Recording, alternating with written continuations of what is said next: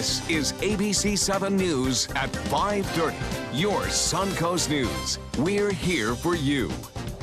Welcome back with the new year and some holiday travelers making their way back home this week. AAA and local law enforcement are stressing the importance of the state's move over law this month. ABC7's Marla Spence shows us what consequences you could face if you do not follow the law. Slow down and move over is the message AAA and local law enforcement are stressing all month long for Florida's Move Over Awareness Month. Move over law basically says if you see an emergency vehicle, might be a fire truck, police vehicle, on the side of the road with their lights activated, you need to move over to the next lane. Sarasota Police Sergeant Bruce King tells us last year over 1/5 of police deaths were due to vehicle-related crashes from people not moving over into another lane when an officer was responding to a call or issuing a citation. We've all stepped back into traffic and had some close calls. We've known other officers that have been drugged by cars after they've been hit. Sergeant King says the move over law applies to everyone in the state of Florida, and not following the law could result in consequences you could regret. Move over law, it's a $136 ticket. It's 3 points on your driver's license, and more importantly, the consequence is just imagine if you hit somebody. Sergeant King says if you can't move over into another lane, the law requires you to slow down 20 miles below the speed limit. I'm Marla Spence reporting for ABC7, your Suncoast News. Okay, thank you so much, Marla.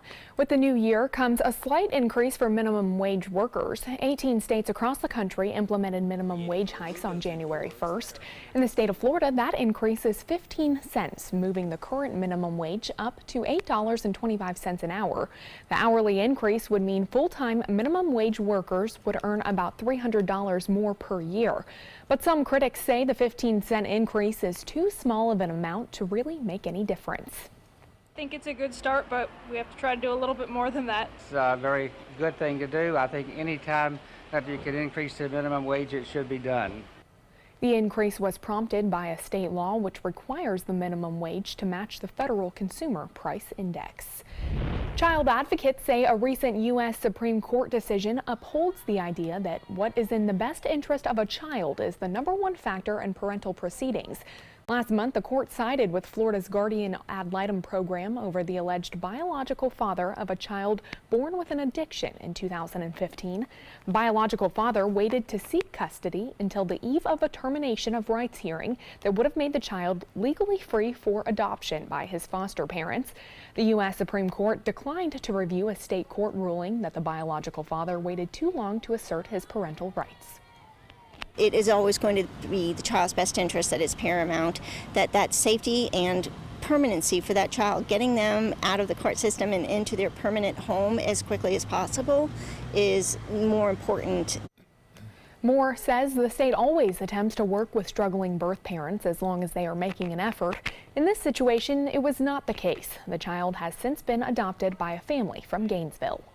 The University of Florida will try to help end hunger in Africa with a new multi-million-dollar grant. The university's Institute of Food and Agricultural Sciences says the Bill and Melinda Gates Foundation will fund hunger research over a 5-year period. The main focus will be on developing healthier feed for livestock of poor farmers and create environmentally friendly farming methods. The Institute's director says these improvements will increase the quality and quantity of food produced. It also will target research on ways to reduce chronic diseases. Grocery bills are going up for some people in Florida, possibly because of Hurricane Irma, the storm being blamed for causing a tomato shortage that's also visible nationwide. As Scott Johnson reports, some restaurants are now taking tomatoes off their menus. The price of tomatoes has shot up if you talk to shoppers who pay attention to the price per pound. They have gone up in price. Have you noticed it all? I have. It is noticeable. I mean, I have children, so. You buy a lot. I buy a lot of groceries. Some restaurants tell me they're not serving tomatoes right now, like this Mexican restaurant in Clay County. They say they had temporarily stopped serving tomatoes, as have a lot of other restaurants, because the price has soared. I am surprised to hear that. That seems like it would be a staple for, salads, Mexican, stuff like that. ThePacker.com is a website that tracks the agriculture industry. It had an article out last month that shows Hurricane Irma is partially to blame. It showed shipments of Florida tomatoes the week of December 3rd through the 9th were down more than 65% compared to the same time in 2016. Nationally, the drop was around 25%. For some shoppers, it's a turnoff, but for others, they simply grab their tomatoes and don't mind paying an extra $1 or $2. Have you noticed that they've gone up in price lately? No, I just buy them. You just buy them, so you don't really look at the price on the tomatoes? No. We put a poll about this on our News4Jax Twitter feed, and it shows prices are higher now than most viewers are willing to pay. Most of them tell us they're used to paying between $1 and $3 a pound for tomatoes. That's Scott Johnson reporting for us. It is possible the tomato price hike could be short-lived. Packer.com reports imports from Mexico will likely arrive later this month and may help out. Mote Marine Laboratory is keeping track of sharks in our area through its O-Search research program, and one great white is lingering in waters not too far from the Suncoast. Mote scientists tagged a group of sharks several years ago in an effort to learn more about preserving and balancing ecosystems. One of those sharks, Miss Costa, was recently spotted off the coast of Tampa. She's 12 feet and nearly 1,700 pounds and clearly still wants to stay close to the Suncoast despite those colder temperatures here right now. That's a big shark. Wow. Will get bigger, I'm sure, over time. Let's get another check on our weather now with Chief Meteorologist Bob Harrigan. Bob? Yeah, speaking of the water and water temperatures and fish, we have had some reports from some of the captains. Captain Scott Moore letting me know that when the water temperature drops down to 60, those snook are going to get really sluggish. So try not to target the snook if you're going to go fishing. Obviously, they're out of season, but still, you don't want to injure them and harm them, especially during this cold weather stress. And they are not very good at dealing with this cold water. And we're going to see that drop significantly over the next several nights. Water temperatures right now into the mid to upper 60s, expected to drop into the upper 50s to low 60s by this event. Now, a winter storm warning. I want to show you this graphic because this doesn't happen very often. Winter storm warning in effect for North Florida right now, indicating we could see up to 3 inches of ice accumulation on some of the roadways as well as the trees and some of the power lines, and a winter weather advisory in effect until 9 a.m. For places south from Cedar Key all the way over to Jacksonville at this point. Tallahassee could see an inch of snow before it's all said and done. So again, that's going to be a concern. No concerns tonight for us as far as any kind of wind chill advisory or any freeze or anything like that, because temperatures are moderating. We'll see lows fairly close to seasonal averages. It will still be rather chilly out there, though, with that wind blowing out of the north at 15 to 20. More cold air is on the way. We'll talk about that coming up in a few minutes. Back to you. Okay, thank you so much, Bob. Florida Governor Rick Scott hosting a roundtable today to discuss relief efforts for Puerto Rico residents displaced by Hurricane Maria. Thousands of people left the storm-ravaged island after Maria left its power grid and infrastructure badly crippled this fall. Many families went to Florida, and officials have been working for months to help them get back on their feet. Education leaders, community officials, and volunteer organizations joining Governor Scott's Tuesday roundtable to take part in advancing those efforts. We're going to continue to provide services. We're doing everything from helping people get a job to helping them get housing to helping them get into the right schools. We're going to do everything we can to help every one of these families get to as normal a relationship here in Florida as we can. Months after the hurricane, Puerto Rico is still struggling to rebuild.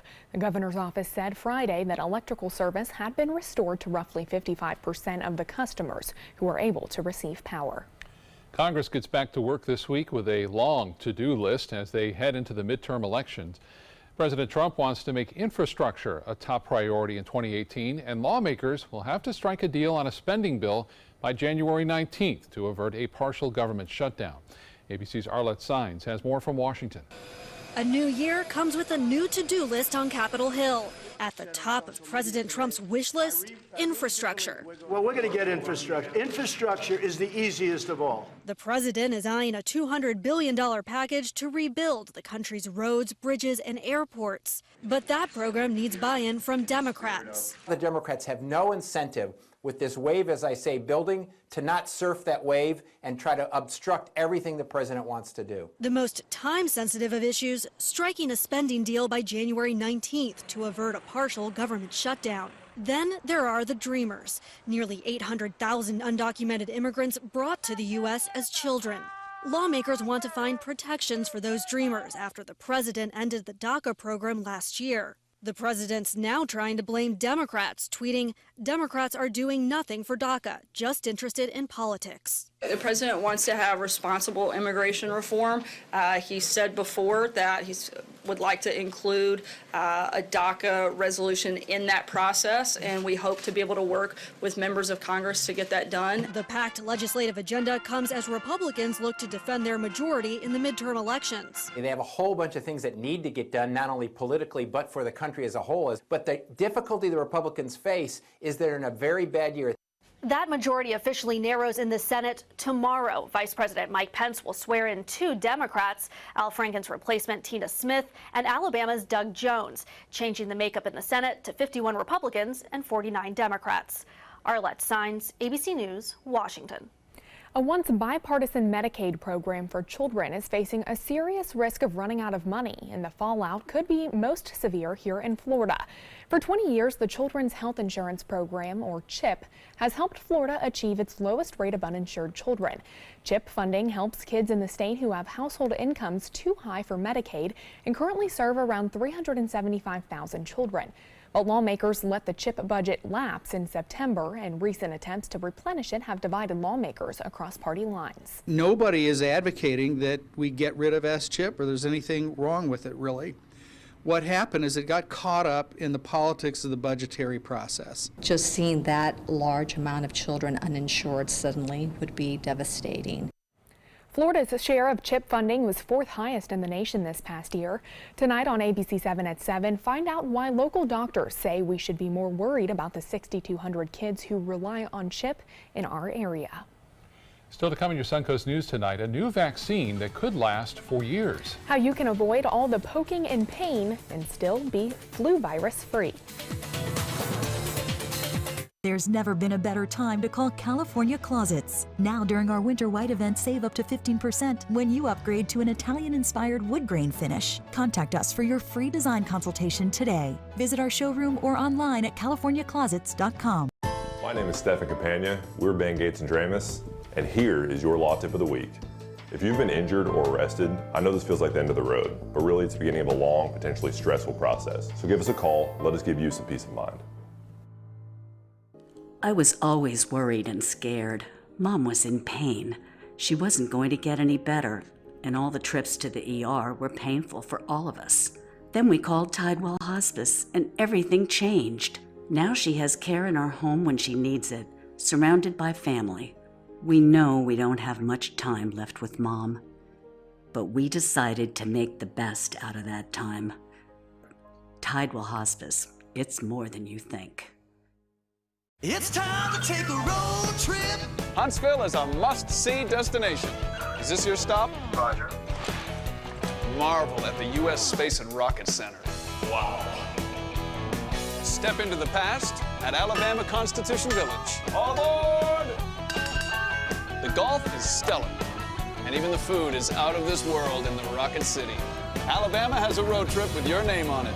Which one you gonna take? This is an important announcement. If you're between 50 and 85 and worried about your loved ones, you can still get affordable life insurance for peace of mind. My life insurance coverage is guaranteed, and I was not required to get a medical exam. I had high blood pressure and diabetes, and I got my coverage with one telephone call. No exam necessary. I'm a smoker, and I wanted to take care of my family. I called to get my life insurance and my affairs in order. I wanted to do the right thing. Call Final Expense No Exam Insurance. Your rates are guaranteed and will never increase. I called and learned that this insurance cannot be canceled even if you get sick or gain weight. And there are no restrictions on how my beneficiaries use the money when I'm gone. Approval was easy and the price was right. I wanted to do this for my children. Call 800-738-9812. 800-738-9812.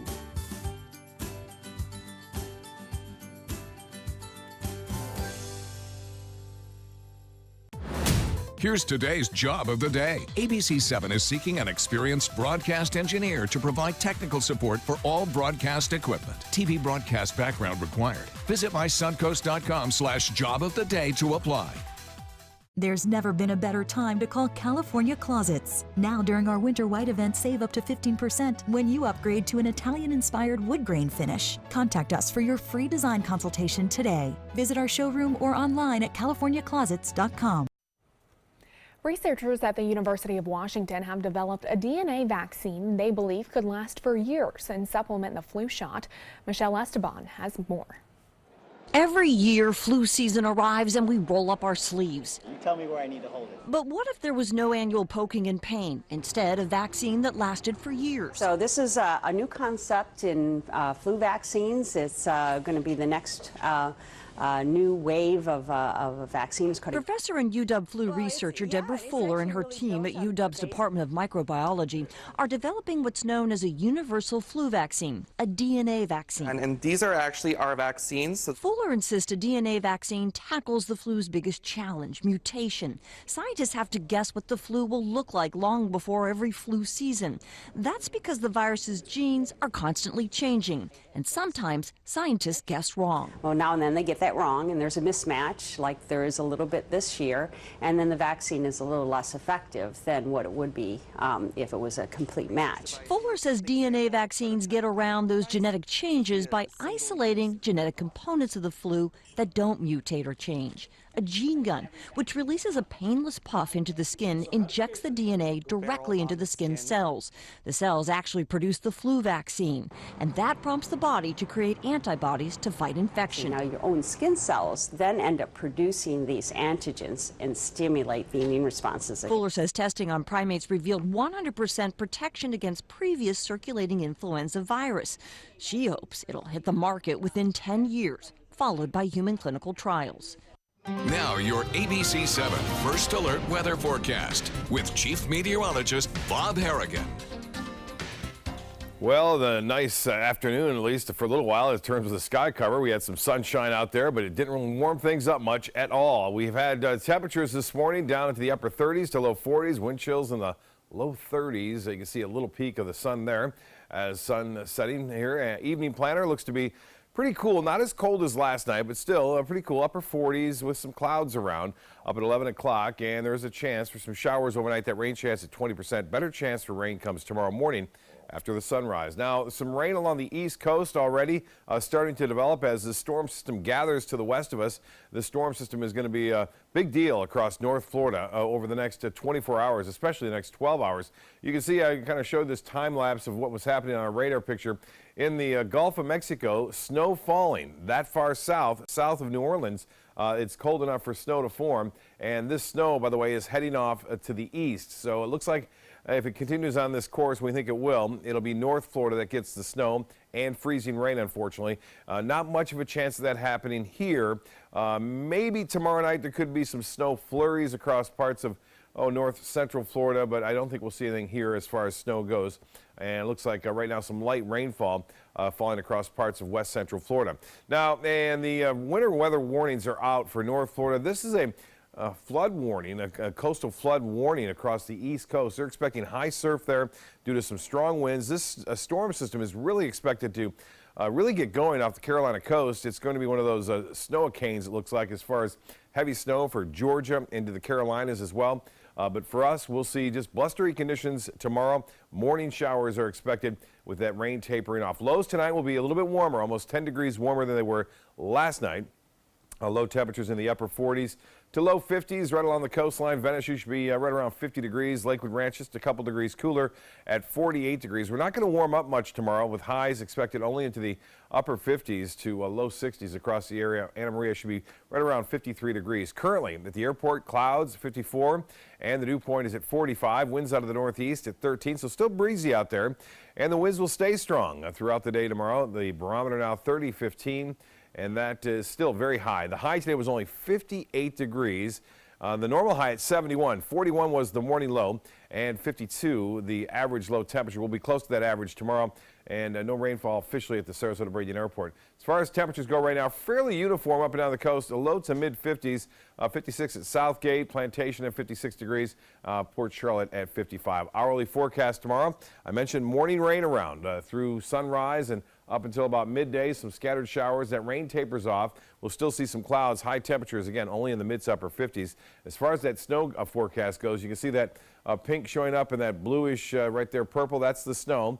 Tallahassee, that's at 7 a.m. tomorrow. Moving off to the southeastern portion of Georgia and then along the mid-Atlantic coast states. And then for us, we'll get occasional shower activity here, but I don't think it'll be cold enough tomorrow night for snow flurries here. Small craft advisory in effect, and north winds at 15 to 20 knots, and seas will be up there as well. And the water temperature at 65 now, but will start to chill out throughout the rest of this week. So good chance for morning rain. Turning cold and windy on Thursday, staying sunny though Friday and Saturday. High temperatures just around 60.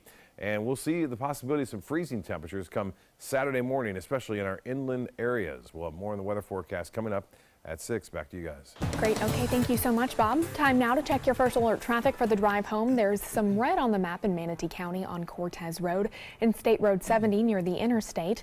There's also a bit of red on Siesta Key and Bee Ridge Road, but otherwise traffic is flowing pretty smoothly in Sarasota County at this hour. Operations are back to normal in Florida after a U.S. Customs computer outage affected airports across the country. The 2-hour outage on New Year's Day left passengers who landed during that time frame in extremely long lines. Certainly not how they were planning to start the new year. 30 minutes backed up, had no idea what's going on. Were people being polite? No. So yeah, there are quite a few people honking and stuff, so you kind of got to honk back just to make it through. Travelers in New York, Texas, and Colorado were also affected. Customs and Border Protection said the outage did not appear to be malicious. 2017 was a relatively safe year for flying. The Aviation Safety Network reported 10 fatal commercial passenger and cargo air crashes last year worldwide. In those crashes, 44 passengers and crew members were killed. This number is much lower than the 5-year average of 17 crashes with 495 deaths. All of last year's deaths occurred either on cargo planes or smaller propeller-driven passenger planes. Major U.S. airlines, by the way, have not suffered a fatal crash since 2001, and there has not been a fatality aboard a U.S. carrier in nearly 9 years. Wow, certainly some good numbers there, but, you know, knock on wood, fingers crossed. It's extremely, I mean, it's much safer than driving in your car somewhere. Yeah. Entertainment news is coming up next. This is an important medical announcement. Bard IVC filters have been linked to punctured veins and problems with migration. Anyone who's received a Bard IVC filter must receive medical monitoring and may be entitled to substantial compensation. If you have the Bard Recovery G2 or G2 Express filter, you are in a class of patients who should be compensated for some expenses. Call now for a free assessment of your case and potential money damages. This call is confidential. There's no cost and you may be eligible. Juries have awarded millions of dollars to people who should have been warned about the risks of the Bard IVC filters. Call the IVC Filter Hotline if you or a loved one has received an IVC filter and experienced a vein puncture or required medical monitoring. You must call now. Call 800-329-3089. 800-329-3089.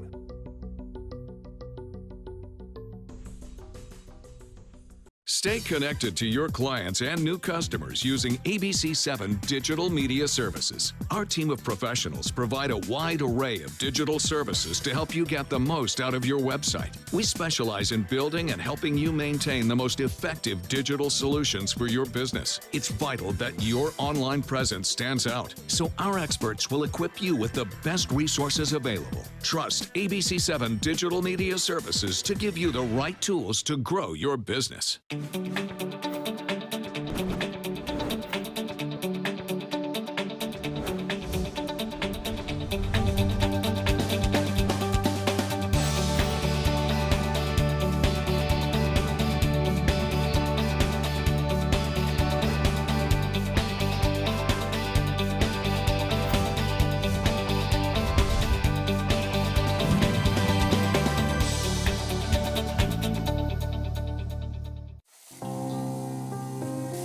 It doesn't take a scientist to cure hunger or a fancy economist to create safe housing.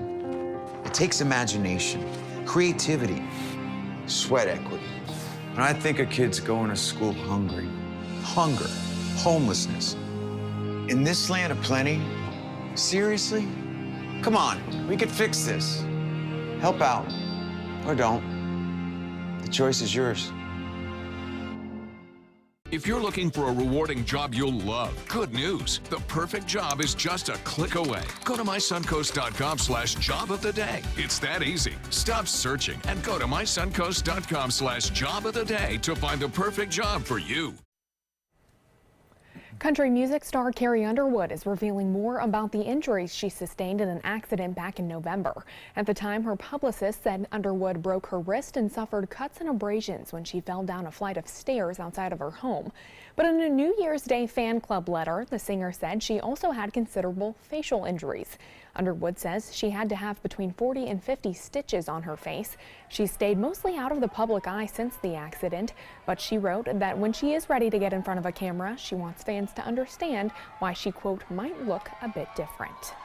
And Paris Hilton is kicking off the new year with a new engagement. The heiress, model, and former reality star is engaged to actor Chris Zilka. Zilka proposed atop a mountain in Aspen, Colorado. Zilka, who starred on the HBO show The Leftovers, made a public declaration of his love for Hilton by getting her name tattooed on his arm in July.